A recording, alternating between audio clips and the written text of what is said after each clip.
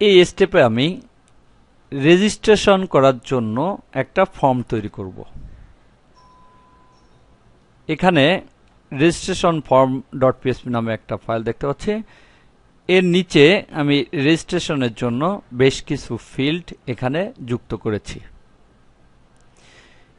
এখানে যে তথ্যগুলো আমি নিব, এই তথ্যগুলোর জন্য আমি ইউজার নামে ডাটাবেসটা তৈরি করেছি এবং সেখানে রেজিস্ট্রেশন নামে যে টেবিলটা তৈরি করেছি সেখানে এই ফিল্ডগুলোই রয়েছে এবং এই তথ্যগুলোই রেজিস্ট্রেশন নামে যে টেবিলটা রয়েছে সেখানে বিভিন্ন ফিল্ডে যুক্ত হবে। দেখতে পাচ্ছি সেখানে যে ফিল্ডগুলো নেওয়া হয়েছে এখানেও সেই একই তথ্য রয়েছে।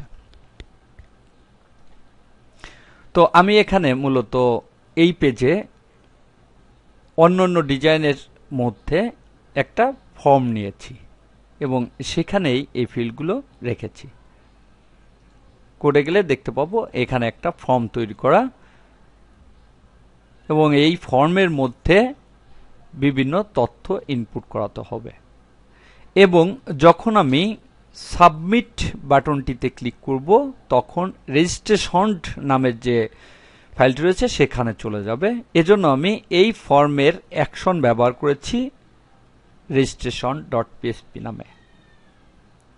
দেখে আসি, দেখতে পাচ্ছি ফর্ম অ্যাকশন registration.php, অর্থাৎ যখন আমি এই বাটনটিতে ক্লিক করব তখন আমাকে এই ফাইলটিতে নিয়ে যাবে এবং এখানে যে কাজগুলো করতে দেওয়া হয়েছে সেই কাজগুলো করবে এবং রেজিস্ট্রেশন ফর্ম PHP এই ফাইলটা আসবে। লগ ইন হোমে যখন আমি এই লিঙ্কটিতে ক্লিক করব তখন এখানে চলে আসবে। আমি ব্রাউজারে গিয়ে দেখে আসি।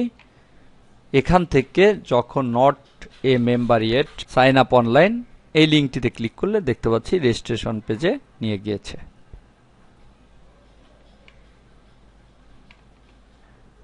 এবার যেহেতু এখানে কোনো PHP কোড নেই, এখানে শুধু একটা ফর্ম তৈরি করেছি এবং সাবমিট বাটনে ক্লিক করলে registration.php নামে যে ফাইলটি সেখানে যেতে বলেছি, সেখানে আমি PHP এর কোড ব্যবহার করেছি।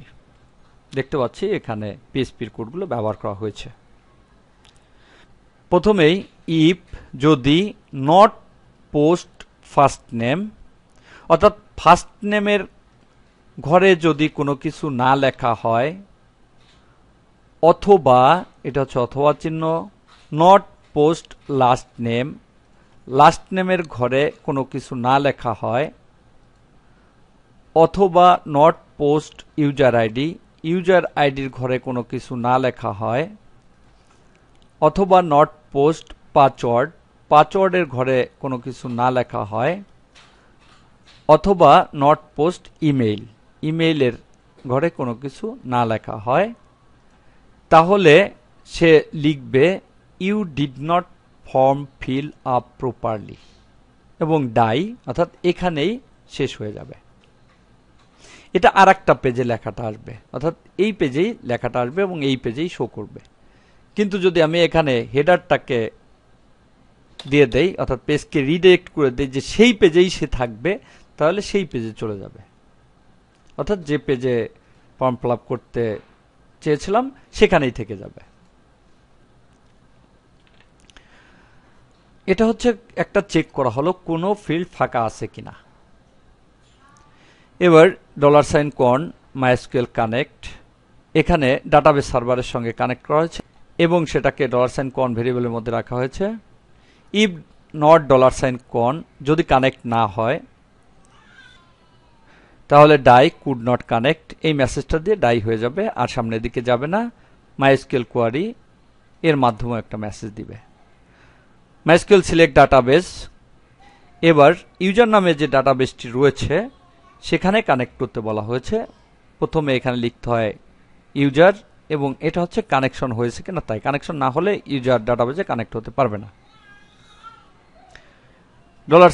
$SQL একটা ভেরিয়েবল নেওয়া হয়েছে। ইনসার্ট ইনটু এর মাধ্যমে ডাটা প্রবেশ করানো হবে রেজিস্ট্রেশন টেবিলে। রেজিস্ট্রেশন টেবিলে first name, last name, user ID, password এবং ইমেইল এই 5টা কলামেই ডাটা প্রবেশ করানো হবে। ভ্যালু কি হবে $পোস্ট ফার্স্ট নেম, এই ফার্স্ট নেম ঘরে যেটা লিখেছি, $post last name, user ID, password এবং ইমেল, অর্থাৎ এই ঘরগুলোতে যে তথ্যগুলো আমি প্রবেশ করিয়েছি এই তথ্যগুলো টেবিলের এই ফিল্ডগুলোতে গিয়ে যোগ হবে।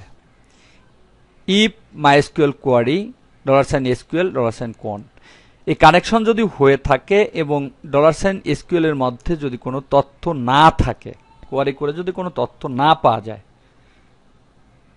তাহলে ডাই এরর, মাইএসকিউএল এরর, তাহলে এখানে একটা এরর মেসেজ দিয়ে থেমে যাবে। অর্থাৎ এখানে যদি এই তথ্যগুলো প্রপারলি না গিয়ে থাকে তাহলে এই মেসেজটা দিয়ে শেষ হয়ে যাবে। আর যদি হয় তাহলে এই মেসেজটা আমাকে দিবে, অর্থাৎ $পোস্ট ফার্স্ট নেম, যে ফার্স্ট নেমটা পোস্ট করা হয়েছে, তারপরে লিখবে $পোস্ট লাস্ট নেমটা লিখবে এবং তারপরে লিখে দেবে রেজিস্ট্রেশন সাকসেসফুলি, অর্থাৎ ফার্স্ট নেম লাস্ট নেম দিকে লিখে দেবে রেজিস্ট্রেশন সাকসেসফুলি এবং পরে আবার লিখবে now you are a registered member. MySQL close, যে কানেকশনটা তৈরি করা ছিল এটাকে ক্লোজ করা হলো। এভাবে রেজিস্ট্রেশন .php নামে যে ফাইলটি রয়েছে এই ফাইলটি কাজ করবে।